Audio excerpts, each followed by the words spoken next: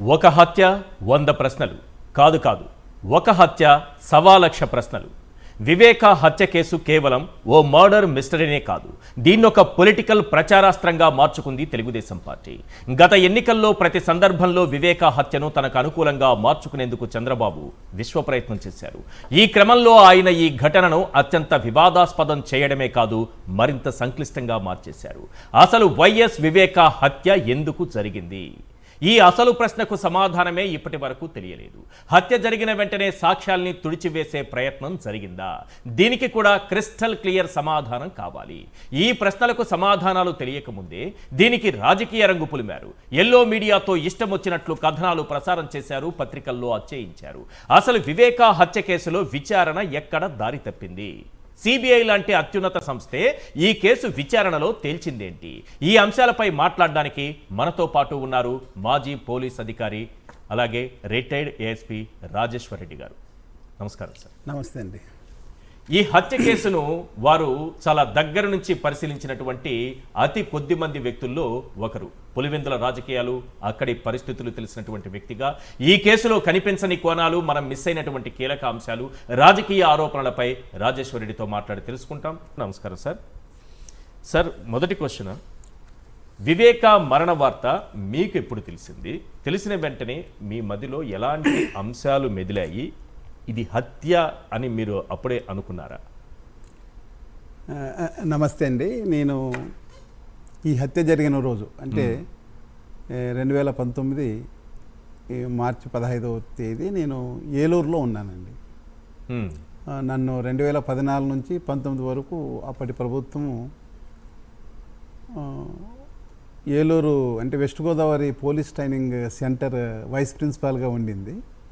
నేను అక్కడ ఉన్నానా, అప్పుడు నేను ఎలక్షన్స్లోన పారామిలిటరీ దళాలకు లైజన్ ఆఫీసర్గా ఉన్నా వెస్ట్ గోదావరి డిస్టిక్ వరకు. ఓకే.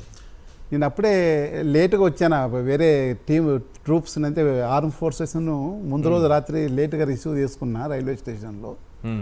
లేటు పండుకొని 7:15, 7:30 ఆ ప్రాంతంలో లేచి బ్రష్ చేసుకొని టీ తాగుతూ ఉంటే ఒక ఫ్రెండ్ ఇంట్లో ఆ స్క్రోలింగ్ పోతూ ఉంది, సాక్షిలోనే పోతుంది. ఇది వైఎస్ వివేకానంద రెడ్డి మరణించినారు. ఓకే. న్యాచురల్గా నేను ఇమ్మీడియట్గా వెంటనే రగంగిరెడ్డికి ఫోన్ చేస్తే ఎత్తాడు. ఫోన్ ఎత్తి అవును సార్ ఇక్కడ చనిపోయాడు, ఇట్లా బాత్రూంలో పడేయనా అని అన్నాడు. అప్పుడు ఇంకా శవాన్ని బయటకు తీసుకురాలి అంటే 7:40 లోపలే. ఏమనిపించలేదు. తర్వాత నేను మా ఏఎస్ఐ రామకృష్ణ నాయుడు అని ఉన్నాడు పులివెందుల్లో. అతను చాలా ఏళ్ళ నుంచి అక్కడ ఉన్నాడు. వీళ్ళ కుటుంబాలు బాగా పరిచయం, సార్ కూడా చాలా బాగా పరిచయం. అతన్ని అడిగితే అవును సార్ నేను పోయాను, వాకింగ్లో ఉన్నప్పుడు తెలిస్తే పోయాను, పోతే బాత్రూంలోనే శవం ఉంది, అది చీకటిగా ఉంది, సరిగ్గా కనిపించలేదు నాకు, బెడ్రూమ్లంతా రక్తం ఉంది, నాది సెల్ ఛార్జ్ అయిపోతుంటే వచ్చా సార్, ఇప్పుడు మళ్ళీ పోతున్నాను అన్నట్లా మాట్లాడాడు. మళ్ళీ కొద్దిసేపటికి మర్డర్ అని రామకృష్ణ నాయుడు చెప్పాడు. శవాన్ని బయటకు తీసుకొచ్చారు సార్, చాలా ఇంజురీస్ ఉన్నాయి, ఓకే, శవాన్ని హాస్పిటల్కు షిఫ్ట్ చేశారు అని చెప్పాడు. చెప్తేనే నాకు రెండు మనసులో తొలిచాయి. ఓకే. దీనికన్నా ముందు మీరు చెప్పేది ఏమంటే, నేను 2004 జనవరి 17 నుంచి 2008 ఏప్రిల్ 4 వరకు నేను పులివెందుల సిఐగా పనిచేశాను. ఓకే. తర్వాత పనిచేసినా కానీ తర్వాత ఈ కుటుంబంతో నాకు కంటిన్యూస్గా టచ్లో ఉన్నాను నేను. అంటే రాజకీయంగా కాకుండా ప్రైవేట్ ఏదన్నా మాట్లాడుతున్నప్పుడు కూడా ఆత్మ అంటే మన ఓపెన్గా మాట్లాడేవాడు, అంత అరమరికలు లేకుండా మాట్లాడుకునేవాళ్ళు. సార్కు ఈ ఉమెన్ కొంచెం వీక్నెస్ ఉంది. నాకు అప్పటికే తెలుసు ఆయన 2 పెళ్లి చేసుకున్నాడని, కొడుకున్నాడని. షమీం విషయం తెలుసా మీకు? పేరు తెలియదు కానీ పెళ్లి చేసుకున్నాడని తెలుసు. ఈ వార్త తెలిస్తేనే నాకు ఒకటి ఉమెన్ రిలేటెడ్ ఏదైనా ఉంటుంది, అయితే ఈ సంబంధాలతో ఈ హత్య జరిగి ఉండవచ్చు అని ఒకటి ఫస్ట్ మైండ్లో. కాబట్టి అది కాకుండా ఏముంటుంది అన్నప్పుడు మార్చి 15 ఇది. మార్చి 16వ తేదీ జగన్మోహన్ రెడ్డి గారు ఇడుపులపాయలో 175 అసెంబ్లీ కాన్స్టిట్యున్సీకి 25 ఎంపీ క్యాండిడేట్స్కి అనౌన్స్ చేస్తున్నాడు పార్టీ తరఫున. అది షెడ్యూల్డ్. అరే మార్చి 15 ఇది అయిందంటే అప్పటికైనా ప్రతిపక్షంలో ఉన్నారు, ఎంపీ క్యాండిడేట్గా ఆదినారాయణ రెడ్డి గారు ఉన్నారు, టగ్ ఆఫ్ ఫైట్ ఉంది. ఏమన్నా డిమోరలైజ్ చేసేకి జగన్మోహన్ రెడ్డిని, పార్టీని కన్ఫ్యూజ్ చేసేకి ఏమన్నా చంపారా రాత్రి అని అది నాకు సెకండ్ స్ట్రైక్ అయింది. అది క్యాండిడేట్స్ ని అనౌన్స్ చేస్తున్న సందర్భంలో ఇలాంటిది జరిగితే డిమోరల్ అవుతారు, జగన్మోహన్ రెడ్డి కాస్త బలహీన పడతారు అనే ఉద్దేశంతో ఒక జరుగుతుంది. ఫార్మల్గా అనౌన్స్ కొన్నే పెండింగ్ ఉన్నాయి, అన్ని అనౌన్స్ అయినాయి అప్పటికి. యాక్చువల్గా ఫార్మల్గా మనం చేద్దామనేది ఉండింది. సో ఈ కానీ రెండు ఈ కారణాలు ఇన్సిడెంట్ కనిపించాయి. ఈ ఇన్సిడెంట్ జరిగినాక ఆ డేట్ని 17కు మార్చుకున్నాడు జగన్మోహన్ రెడ్డి గారు. 16 చేయలేదు, ఓకే 16 చేయలేదు, 17 మార్చుకున్నాడు. అదే నా మనసులో ఆ రోజు అనిపించింది. అయితే హత్య జరిగిన వాతావరణం, అక్కడ డెడ్ బాడీ పడి ఉన్నటువంటి తీరు, అలాగే దుండగులు లోపలికి ప్రవేశించినటువంటి విధానం, ఒక పోలీస్ అధికారిగా మీకున్న చాలా ఎక్స్పీరియన్స్తో ఏం చెప్తారు? ఇది నేను అక్కడ లేను కాబట్టి నేను ఓన్లీ ఫోన్ ద్వారా అట్లా తెలుసుకుంటున్నా. తర్వాత ఈ సిబిఐ ఇన్వెస్టిగేషన్ ఇదంతా జరిగిన తర్వాత, లేకపోతే ఫస్ట్ సిట్ 1 సిట్ 2 చేసేటప్పుడు కూడా మా స్నేహితులే కొంతమంది అయ్యోలు ఉన్నారు. అప్పుడంతా పరిశీలించాము, ఒకటి దాచిపెట్టారు సిట్ 1. ఈ ప్రాబ్లం ఏమంటే మన స్టేట్కి పట్టిన దరిద్రం అది. ఆ రోజు 15వ తేదీ సాయంత్రము 16వ తేదీ గౌరవ ముఖ్యమంత్రి చంద్రబాబు నాయుడు గారు ఒక ప్రెస్ మీటు చేశారు. అప్పుడు పోలీస్ ఆఫీసర్స్ అందరు ఉన్నారు. ఆ సందర్భంలో ఆయన ఏమన్నాడంటే, ఇంట్లో వాళ్ళే చంపుకుంటే మేమేం చేస్తాము అని వాళ్ళ పార్టీ మీదకి రాకుండా ఇంట్లో వాళ్ళకి డైవర్ట్ చేశాడు ఆయన. ఓకే, చేస్తూ సిట్ వేశారు సిఐడి చీఫ్ నేతృత్వంలో. మీకు ఈరోజు సిట్ ఎట్లా చేస్తున్నాయో చాలా అనుభవం, అప్పుడు ఇంకా కొత్త. ఏ సిట్ వేసినా కానీ పూర్తిగా ఆయన చెప్పిన మాటని 100% నిజం చేసేకి అన్ని వ్యవస్థలు పనిచేస్తున్నాయి. స్క్రీన్ ప్లే మొత్తం, స్టోరీ మొత్తం అల్లి చెప్పేసిన తర్వాత దానికి సిట్ అంటారు. సిట్ ఇప్పుడు ఆ సిట్ ఏం చేస్తుంది? ఈ స్టోరీ ఆయనకి డివేట్ గారు ఆయనకి ఏం చెప్తే దానికి తగ్గట్టుగా తీసుకొని పోయారు. నాకు తెలిసిన అన్అఫీషియల్ ఇన్ఫర్మేషన్, ఆ రోజు సిట్ అంటే ఎస్పీ అవినాష్ రెడ్డిని కూడా అరెస్ట్ చేయించాలని చాలా ట్రై చేశారు, కానీ ఆయన ఒప్పుకోలేరు అనేది నాకు తెలిసిన విషయం. సందర్భంలో మనకు డెఫినెట్ ఇన్ఫర్మేషన్ లేదు. అయితే దీనికి అనుగుణంగా అంతో ఇంతో ప్యాచప్ చేసేకే ఎర్రగంగిరెడ్డిని, ఎంవి కృష్ణారెడ్డిని వాళ్ళని అరెస్ట్ చేసి పంపించారు. 201, అది కూడా తినాటు కాదు. 201 అంటే ఎవరైనా చంపిన వాళ్ళని, ముద్దాయిలకి వ్యతిరేకంగా ఉన్న సాక్ష్యాలని వాళ్ళకు సహాయం చేయాలని తుడిచిపెట్టేదాన్ని 201 అంటారు. ఓకే, సాక్ష్యాలను సహాయపడ్డ కేసు సెక్షన్ 201 అది. కానీ వీళ్ళకి అసలు ముద్దాయిలు ఎవరో కూడా తెలియదు కదా. అవును, సిట్కే తెలియదు, వాళ్ళకు తెలియదు. వాళ్ళని 13 రోజులు భయంకరంగా కొట్టి ఇంట్రాగేట్ చేసినాక పంపించారు. వాళ్ళకి ముద్దాయిలు ఎవరో తెలియదు, తెలియకుండానే ఎలా చేస్తారు? ఇది చూస్తే మీకు అర్థమవుతుంది. నేను ఇక్కడ చూపించిన దగ్గర చిలుకు అప్పటికే ఊడిపోయింది, మీరు గమనించారా? దాంట్లోనే మనోహర్ రెడ్డి వాళ్ళంతా మాట్లాడుతున్నాడు, వాళ్ళ వంట మనుషులతో అందరితో.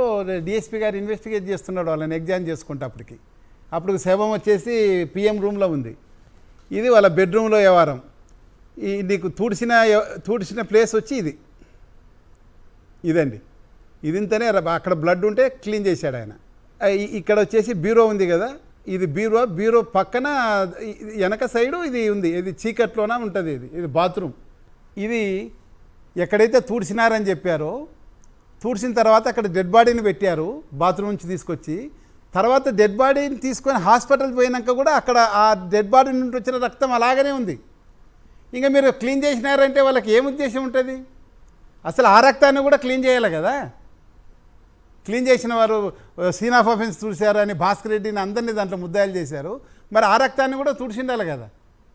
ఎందుకంటే డెడ్ బాడీని బాత్రూంలో ఉంటే తీసుకొని అక్కడ పండబెట్టేకి ఇక్కడ స్థలం లేదు, బెడ్రూమ్లో మొత్తం రక్తం ఉంది కాబట్టి అది తుడిచారా, మళ్ళీ అక్కడ పెట్టారు. ఆ పెట్టినప్పుడు ఏర్పడిన రక్తం కూడా అలాగనే ఉంది. దాన్ని ఎందుకు క్లీన్ చేయలేదు? చేయాలని వాళ్ళకు ఉద్దేశం ఉంటే. తర్వాత ఇది చూడండి, ఇది చూడండి. అదేమంటే ఆ రక్తం క్లీన్ చేసినారు కదా, అది ఇంత. ఆ బకెట, రక్తపు బట్ట, రక్తపు నీళ్లు కూడా ఉన్నాయి, అలాగనే ఉన్నాయి. అది కూడా పోలీసు వాళ్ళు సీజ్ చేశారు. అంటే ఇది సాక్ష్యాలని రూపుమార్చినట్లున్న వాళ్ళు. ఆ తలుపులు పొలగొట్టుకొని వచ్చారు రాత్రి నేరస్తులు. అవును, ఓకే. అది సిట్ 1 వాళ్ళు పంచనామా రాయడంలో తలుపులన్నీ కరెక్ట్గా ఉన్నాయని రాశారు.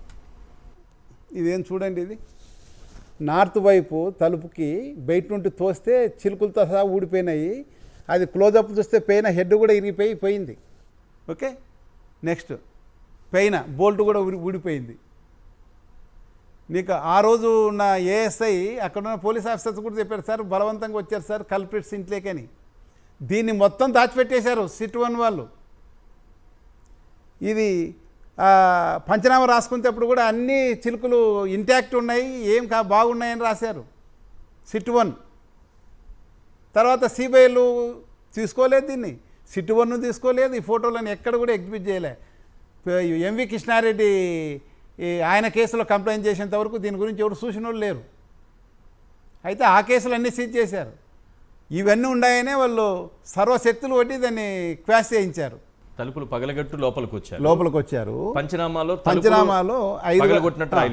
15వ తేదీ 5 గంటలకు తయారు చేసినట్లు రాశారు, కానీ అది 28వ తేదీ తయారు చేశారు. మనకు తెలుసు అది. ఓకే, జస్ట్ కృష్ణారెడ్డిని 28వ తేదీ రిమాండ్కి పంపిస్తేప్పుడు సంతకం తీసుకున్నారు.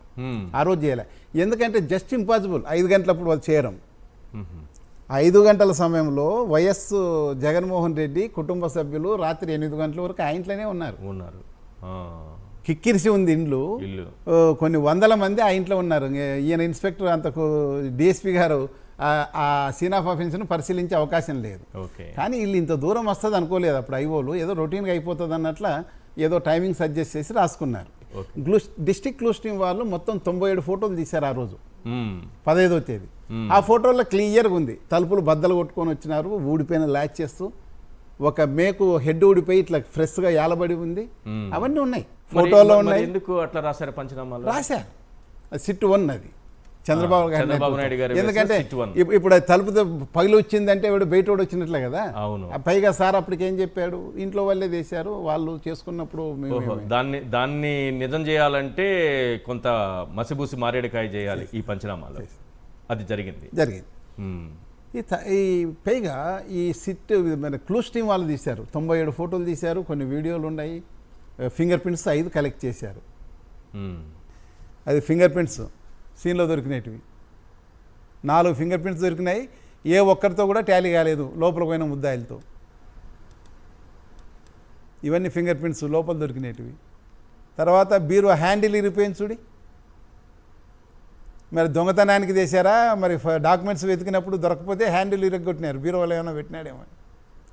ఓకే, అసలు ఇంతవరకు సిబిఐ వాళ్ళు ఆ క్లూస్ టీం వాళ్ళని విచారణ చేయలేదు, ఆ ఫోటోలని కేసులోకి తీసుకురాలే. ఓకే, సిట్ 1 వాళ్ళు కూడా ఆ ఫోటోలని దీంట్లోకి తీసుకురాలేదు ఇన్వెస్టిగేషన్లోకి. ఆ సిట్ ఆ ఫోటోలు తీసిన వాళ్ళని ఫింగర్ ప్రింట్స్ తీసిన వాళ్ళని ఇంతవరకు విట్నెస్లుగా ఎగ్జామే చేయలేదు. ఓకే, ఇది స్ట్రేంజ్ థింగ్. ఆ విధంగా దాన్ని మసిపూసి మారేడుకాయ చేయాలని చూశారు. రెండోది ఏమంటే సిబిఐ వాళ్ళు ఫస్ట్ ఏదైనా నేరస్థలాన్ని చూడాలంటే ఫస్ట్ ఎవరికైనా ఐడియా వచ్చేది, మా హెడ్ కానిస్టేబుల్ పంపిస్తే కూడా డిస్ట్రిక్ట్ క్లూస్ టీం అనేది కొన్ని ఫోటోలు అవి తీసింటుంది కదా, ఐడియా వస్తుంది కదా. అసలు వాళ్ళని అస్సలు ఎగ్జామ్ చేయలేదండి. ఇప్పుడు సినిమాల్లో కొన్ని సీన్స్ చూస్తుంటాం సార్, కేసు ఎవరికైనా అప్పగిస్తుంటే ఆ ఫైల్తో సహా ఫోటోలు అన్నీ ఉంటాయి, అప్పుడు సీన్లో ఏం జరిగిందన్నది. అది చూడలేదా? అస్సలు ఇంతవరకు తెలియదు. మరి సిట్ ఏం విచారణ చేసినట్టు సిట్ 1 అప్పుడు? సిట్ 1 అదే చెప్తున్నా కదా. సిట్ 1 ఏమి చంద్రబాబు నాయుడు గారు ఏమన్నారు, ముఖ్యమంత్రి గారు ఆ కాలం ఆ ఇంట్లో వాళ్ళే చేశారు కాబట్టి ఇంట్లో వాళ్ళనే ఫిక్స్ చేసేకి చాలా వాళ్ళని కొట్టి చంపారు. ఎవరిని? వీళ్ళని, ఆ ఇంట్లో పనిచేసే వాళ్ళని, కృష్ణారెడ్డిని అయితేనేమి, ఎర్రగంగిరెడ్డిని అయితేనేమి, ఎద్దుల ప్రకాశం అయితేనే విపరీతంగా కొట్టి హింసించారు వాళ్ళని. చెప్పండి వాళ్ళ పేర్లు. ఏం జరిగింది. కాబట్టి ఆ సిట్ 1 అలా అయిపోయింది. సిట్ 2 వచ్చే లోపల సిట్ 2కు ముందు ఫైల్ ఉంటుంది కదా, దాని అమ్మడి ఫాలో అయినారు. ఆ సిట్ 2 ఆయన వాసుదేవన్ డిఎస్పీ గారు వారు కూడా చూడలేదు. అక్కడ ఇది ఎలా బయటకు వచ్చిందంటే, ఎప్పుడైతే రామ్ సింగ్ వాళ్ళు ఒక దస్తగిరితో స్టోరీ క్రియేట్ చేయించారు, లోపల నుండి ఎర్రగంగిరెడ్డి తలుపు తీశాడు, మేము లోపలికి ఎంటర్ అయినామని చెప్పారు. ఈ సిట్ 1లో పనిచేసే హానెస్ట్ అధికారం అతను. ఎందుకంటే ఈ క్లూస్ టీం నుంచి చాలా మార్లు ఇవి తీసుకున్నారు ఫోటోలు. సిట్ 2 వాళ్ళు, సిట్ 1 వాళ్ళు, ఐఓ వేరే ఉండొచ్చు, కానీ ఆయనకు అసిస్ట్ చేసి అధికారులు తీసుకున్నారు. ఆయన పెన్ డ్రైవ్ ఆయనకు పంపాడు కృష్ణారెడ్డి గారికి. అయ్యా బాబు, నువ్వు కంప్లైంట్ దాంట్లో రాంగ్ రూట్లో పోతా ఉంది ఇన్వెస్టిగేషన్. ఎర్రగంగిరెడ్డి ఉంటే ఈ తలుపులు ఎందుకు పగిలిపోతాయి, వాళ్ళ ఫోటోలు ఉన్నాయి చూడండి అని పంపించారు. ఆ టైంలో ఆయన నన్ను కూడా కన్సల్ట్ చేయడం జరిగింది. ఎందుకంటే పిఏ కృష్ణారెడ్డి సార్ ఎంత క్లోజో ఆయన నాకు అంతే క్లోజ్. కానీ ముందు అరెస్ట్ అయినప్పుడు నాకు ఏందబ్బా ఏమన్నా ఇలా హ్యాండ్ ఉందేమని నేను సంవత్సరాల పాటు వాళ్ళతో మాట్లాడలేదు. ఆయన ఈ విషయాన్ని నా దగ్గరకు తీసుకొచ్చినప్పుడు అప్పుడు నేను చూసి, అవును కరెక్టే కదా ఇది, మరి ఎందుకు తీసుకోవడం లేదని అప్పుడున్న ఎస్పీ గారిని అడగడం జరిగింది. ఇవి ఈ ఫోటోలు నా దగ్గర ఉన్నాయండి, ఇవి ఈ ఆ రోజు క్లూస్ టీము పోయిందా, ఇక్కడికి వచ్చిందా, వాళ్ళు ఏమైనా తీసారా, తీసింటే ఇవే ఆ ఫోటోలు అంటే ఆయన ఫలానా రోజులు ఫలానా టైంలో క్లూస్ టీమ్ ఫోటోలు తీసింది, 97 ఫోటోలు తీసింది, 3 వీడియోలు తీసింది, ఇన్ని ఫింగర్ ప్రింట్స్ తీసింది, తర్వాత ఇంత ఎవిడెన్స్ కలెక్ట్ చేసింది, మీరు పంపిన ఫోటోలు ఆ ఫోటోల్లో భాగమే, ఆ ఫైల్ నెంబర్ కూడా ఆయన మెన్షన్ చేసి ఆయనకు ఇవ్వడం జరిగింది. ఓకే, ఆ విషయాన్ని ఎంవి కృష్ణారెడ్డి ఆయన ఓ ప్రైవేట్ కేసు వేసాడు. 2 ఏళ్ల తర్వాత వచ్చింది, 2021లో వేస్తే 2 సంవత్సరాల తర్వాత 23లో ఇచ్చారు కోర్టు ఇన్వెస్టిగేషన్. ఆ టైంలో ఇవన్నీ ఆయన ఐఓకి ఇవ్వడం జరిగింది. ఇవన్నీ ఫర్దర్ ఇన్ఫర్మేషన్. ఐఓ కూడా డిస్ట్రిక్ట్ క్లూస్ టీమ్కి వెళ్ళి ఆ కంప్యూటర్స్లో ఉన్న ఫోటోలన్నీ తీసుకోవడం జరిగింది, కంపేర్ చేయడం జరిగింది. ఈయన దగ్గర ఉన్న ఇన్ఫర్మేషన్ ఆయన దగ్గర ఇన్ఫర్మేషన్ ఒకటేం జరిగింది. వాళ్ళను కూడా ఎగ్జామ్ చేయడం జరిగింది, ఫోటోలు తీసిన వాళ్ళని, ఫింగర్ ప్రింట్స్ కలెక్ట్ చేసిన వాళ్ళందరినీ. అది కోర్టుకు పంపడం, కోర్టు నుంచి కూడా ఎఫ్ఎస్ఎల్కి పంపించి ఎఫ్ఎస్ఎల్లో కూడా ఇవి జునైన్ ఫోటోలైన కూడా రిపోర్ట్లు వచ్చాయి. అఫ్కోర్స్ దురదృష్టవశాత్తు అది సుప్రీంకోర్టులో క్యాష్ చేయించగలిగినారు. ఇప్పుడు కృష్ణారెడ్డి పోవచ్చు కానీ సుప్రీంకోర్టుకి ఆయనకు ఆర్థికంగా ఆయన అంత లేడు. ఎందుకంటే అవతల కోర్టులు తీసుకొని వాదించే అడ్వకేట్లు లూద్రా లాంటి వాళ్ళు ఇదంతా కాలేదు. పాపం ఒక అడ్వకేట్ని పెట్టుకున్నాడు, కొడుకు అమెరికాలో పనిచేస్తున్నాడు, ఆయన కొంతవరకు హెల్ప్ చేశాడు కొడుకు. ఇంకా తర్వాత ఆయన ఎందుకు లేస్తారో ఎవరు కర్మన వాళ్ళు పోతారని ఆయన వదిలేస్తారు. It is a fact. హత్య జరిగిన తరువాత ఉదయాన్నే తెల్లవారుజామున ఎప్పుడు ముందుగా ఎవరు చూశారు, ఎలా ఈ వార్త బయటకు వచ్చింది? అక్కడ పందింటి రాజశేఖర్ అని నల్లబెడ్డిపల్లి అబ్బాయిది, ఆయన కేర్ టేకర్గా ఉంటాడు. ఎందుకంటే ఆయనకు ఎవరు గన్మెన్ లేరు, మీకు అర్థమైంది. అవును, అప్పటికి అక్కడ మామూలు గ్రామస్థాయి మండల స్థాయి లీడర్లకంతా గన్మెన్స్ ఉన్నారు. ఈయన ఎన్నో మాటలు ఎంపీ, ఎక్స్ మినిస్టరు, గన్మెన్ లేడు. ఆ విషయాన్ని ఎవరు క్వశ్చన్ చేయడంలే. ఈ ప్రచార హోరు పత్రిక కథ మన మీడియా ట్రయల్లోన దాన్ని మరుగున పెట్టేసారు. లేకపోతే ఎందుకు ఎవరు తీసేస్తారు? ఆయనకు గన్మ్యాన్ ఉండింటే ఇదంతా జరగదు కదా. చంద్రబాబు నాయుడు గారి ప్రభుత్వం అప్పుడు గన్మ్యాన్ ని కంటిన్యూ చేసి ఇది జరిగే అవకాశం లేదు. ఓకే, పని కట్టుకొని తీసేశారు. ప్రతిరోజు పందింటి రాజశేఖర్ అయిన అటెండర్ ఉంటాడు, వచ్చి ఆయనకు టీ పెట్టిస్తాడు. ఫస్ట్ టీ అంటే విపరీతమైన పిచ్చి, టీ సిగరెట్, టీ పెట్టి టీ తాగిన తర్వాత గడ్డం గిడ్డం చేసుకుంటూ ఉంటాడు. ఆ టైంలో ఈ ఎంవి కృష్ణారెడ్డి పిఏ డైలీ 5:30-6 ప్రాంతంలో వచ్చేస్తాడట, 5:30 మధ్యలో. ఆ రోజు కూడా ఈయన ఎంవి కృష్ణారెడ్డి నేరుగా అలవాటు ప్రకారం వెంకటేశ్వర స్వామి గుడి దగ్గరికి వెళ్ళి మోటార్ సైకిల్లో ఒక వాకింగ్ చేసి ఫ్రెండ్తో కొద్దిసేపు వాకింగ్ చేసి తర్వాత అదే సెంటర్కి వచ్చేసి ఆంధ్రజ్యోతి పేపర్ డైలీ కొంటాడు ఆయన. ఎందుకంటే అగెనిస్ట్ న్యూస్ రాస్తారు కాబట్టి చదివి సార్కి చెప్పనీకి లేకపోతే సార్కి ఇచ్చే కొంటాడు. అది ఆ ఆంధ్రజ్యోతి కొనుక్కొని మళ్ళీ మోటార్ సైకిల్లో అటుకొచ్చాడు. అప్పుడు 5:45 అట్లా ఏంటది, చూస్తే లైట్ వెలగడంలే. ఎప్పుడు రోజు లైట్ వెలిగింటుంది, ఈయన తోసుకొని పోయి లోపలికి పోయేది, ఏం వెలగడం లేదు. ఉంది పైగా పందింటి రాజశేఖర్ కాణిపాకం పంపించారు. సౌభాగ్యమ్మ గారు పర్మిషన్ ఇస్తే ఈయనకు డబ్బులు ఏమని చెప్తే ఈయన ఇచ్చి పంపించాడు ముందు రోజు. లేడు, సరే అని వెయిట్ చేశాడు. ఇంకా కొంతసేపు ఉన్న తర్వాత 5:58కి ఆ ప్రాంతంలో సౌభాగ్యమ్మకు ఫోన్ చేశారు. ఫోన్ చేసి అమ్మ సార్ ఇంకా లేవలేదు, లేపమంటారా అని అడిగారు. పర్మిషన్ అంటే రాత్రి అంతా కృష్ణారెడ్డి పిఏ కృష్ణారెడ్డి చేశారు. అప్పటికి రంగన్న వరండాలో గాఢ నిద్రలు ఉన్నాడు, వాచ్మెన్ గాఢ నిద్రలు ఉన్నాడు.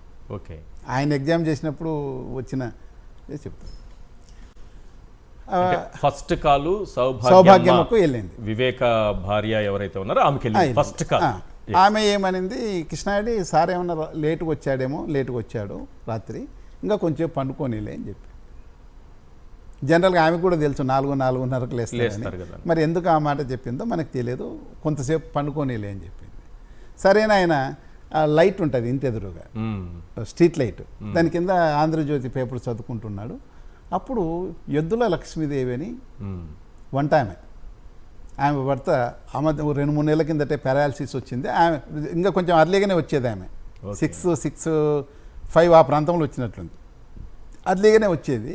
కానీ ఆ రోజు లేట్ అయింది అనుకొని కొడుకుతో ఎద్దుల ప్రకాష్ అని పాపం అమాయకుడు, వాడు వాళ్ళ అమ్మని స్కూటీలో తీసుకొని వచ్చాడు. వచ్చి చూస్తే ఇతను పేపర్ చదువుతున్నాడు, ఆమె వచ్చింది. ఆమె చూసి ఏమి ఇంకా సార్ లేవలేదా సార్ అని ఇతన్ని అడిగింది. అవునమ్మా ఇంతవరకు లేవలేదు, ఇంకా లేపుకోకుండా ఉంటే సార్ మనల్ని అరిసేస్తారు, తిడతాడేమో, వాళ్ళకి ఎంత ప్రోగ్రామ్స్ ఉంటాయి, అందులో ఎలక్షన్ కదా పొద్దున్నే ప్రోగ్రామ్స్ ఉంటాయి, లేపమ్మా అని తలుపు తడితే ఇది లేవరు, మెయిన్ డోరు తూర్పు వైపు వాకిలి ఇది. ఓకే. ఆమెని మామూలుగా ఇది సదరన్ సైడ్ వాళ్ళ బెడ్రూమ్ కానుకొని బాత్రూమ్ ఉంది, బాత్రూము సదరన్ సైడ్ వస్తుంది. ఆ బాత్రూంలో కిటికీని సప్పిడి చేస్తే సార్ లేస్తాడు శబ్దం చేస్తే అని, అది అలవాటు వీళ్ళకి. ఎప్పుడన్నా లేట్ అయితే ఆమెను పంపిస్తే ఆమె శబ్దం చేస్తుంది, శాంతి పిలిచి తిరిగి వస్తుంది కృష్ణారెడ్డి దగ్గరికి.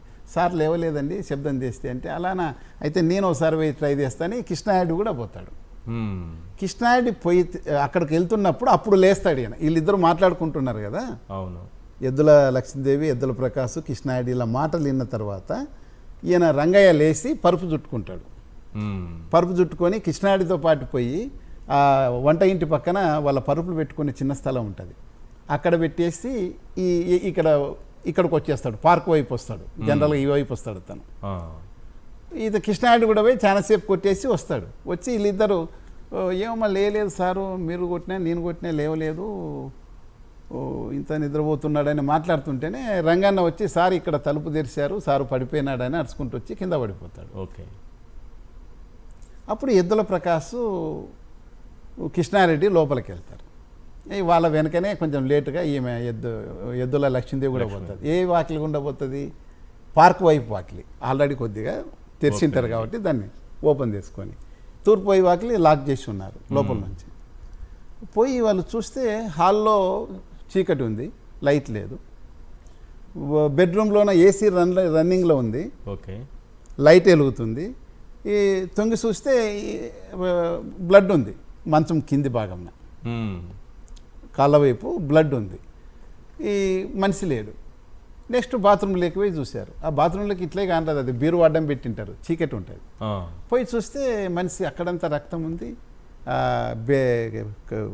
ఇదేది టాయిలెట్ కమోడ్ మీద అంత రక్తము ఉంది. దాని కమోడ్ పక్కలనే ఇట్లా ఉన్నాడు, చెయ్యి ఇట్లా ఉంది, మనిషి ఇట్లా ఉన్నాడు. అంటే ఇక్కడ మాత్రం ఇంత రక్తం గడ్డగట్టి ఉంది. ఓకే. లోపల ఇంజురీస్ కనిపించడం లే, బ్లడ్ క్లాట్ అయిపోయింది. కాబట్టి ఎలా జరిగింది వాళ్ళకి అర్థం కాలేదు.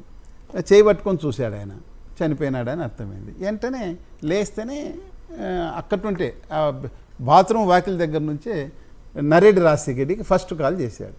సౌభాగ్యంలోకి చేయలేడు కదా, అల్లుడు సునీత. అది 6:15:32 చేశాడండి. ఎంత? 6 గంటల 15 నిమిషాల 32 సెకండ్లకి. 47 సెకండ్లు ఉంది ఆ కాలు, ఓన్లీ 47 సెకండ్స్. ఓకే. దాంట్లో రాజా అని పిలుస్తాడులే. రాజా బావలేడు మనకు, ఇట్లా చనిపోయినాడు, బాత్రూంలో పడినాడు, ఇదంతా బ్లడ్ ఉంది, ఫోర్ హెడ్ మీద ఉన్నటువంటి బ్లడ్ క్లాట్. ఒకవేళ ఈ క్లాట్ చూస్తే ఇంజురీస్ కనపడతాయి, కానీ క్లాట్ ఉంది, గట్టి అయిపోయింది, బ్లడ్ కారి ఊజ్ అయిపోయి క్లాట్ ఉంది. ఈ వెనక ఇంజురీస్ ఏవి కనిపించడం లేదు, ఇలా ఉంది. ఈ చేయకున్న ఇంజురీ కూడా ఇలా అయింది. కాబట్టి ఇంజురీస్ ఎవరికి, ఈయనకే కాదు ఎవరికి. ఆ శవాన్ని బయటకు తీసుకొచ్చేంత వరకు పొజిషన్ అదే 7:30 ఆ ప్రాంతంలో కరెక్ట్ టైంలో బయటకు తీసుకొచ్చిన తర్వాత ఈ తలకి ఇంజురీస్ ఉన్నాయి, చేతికి ఇంజురీస్ ఉన్నాయి, అప్పుడు గమనించారు. ఓకే. వచ్చి తర్వాత కాంపౌండర్స్ వివేకానంద రెడ్డి బాత్రూంలో పడిపోయినాడైన సమాచారమే ఉండి వాళ్ళు అంతా డాక్టర్స్ సరంజామతో వచ్చారు, ఏమైందో సార్ కానీ. ఆ వచ్చిన వాళ్ళు దీన్ని తూడ్చారు బయటకు వచ్చిన తర్వాత. ఓకే. తూడిస్తే అప్పుడు ఈ ఇంజురీస్, హ్యాక్డ్ ఇంజురీస్ ఉన్నాయి, నరుకుడు గాయాలంటారు తెలుగులో, హ్యాక్డ్ ఇంజురీస్ ఉన్నాయి. చూస్తేనే అది మర్డర్ అని అప్పుడు కన్ఫర్మ్ చేసుకున్నారు. దాంతోపాటు వెనక కూడా ఇంజురీస్ ఉన్నాయి, కన్ఫర్మ్ చేసుకొని అప్పుడు మనం మర్డర్ కేసు పెట్టాలని ఉంది. అంతవరకు ఏ విధంగా చనిపోయినాడు అనేది ఎవరికి క్లారిటీ లేదు. పైగా వివేకానంద రెడ్డి అజాత శత్రువు ఉన్నట్ల, ఆయనకు వ్యక్తిగతంగా శత్రువుడు ఎవరు లేడు. కాబట్టి అతను ఈ విధంగా మర్డర్ చేసింటారు ఎవరన్నా అనేది ఎవరికి అనుమానం రాదు. ఆయనకు మర్డర్ చేశారు సార్, మర్డర్ అని చెప్పినాకనే నాకు అనుమానం వచ్చింది, మీరు ముందు ఎక్స్ప్లెయిన్ చేసింది. అంతవరకు ఎవరికి అనుమానం రాదు. లేదు. ఇంట్లో వ్యక్తి చనిపోయారని ఫోన్ వస్తే షాక్ అవ్వాల్సింది పోయి ఓహో అలానా ఓకే అని ఎవరైనా ఫోన్ పెట్టేస్తారా? ఆ లేఖను దాచిపెట్టమని పిఏ కృష్ణారెడ్డికి నర్రెడ్డి రాజశేఖర్ రెడ్డి ఎందుకు చెప్పారు? 97 ఫోటోలు, 3 వీడియోలు, 12 వస్తువులు. వివేక మర్డర్ క్రైమ్ సీన్ చెబుతున్నదేంటి? ఆ క్రైమ్ సీన్లో దొరికిన ఆడమనిషి వెంట్రుక ఎవరిది? DNA టెస్ట్ ఎందుకు చేయలేదు? తండ్రిని చంపిన హంతకుడు బయట తిరుగుతుంటే సునీత ఎందుకు సైలెంట్గా ఉన్నారు? నెక్స్ట్ ఎపిసోడ్లో ఇలాంటి భేతాళ ప్రశ్నలకు సూటిగా సుత్తి లేకుండా సమాధానాలు రాబడదాం.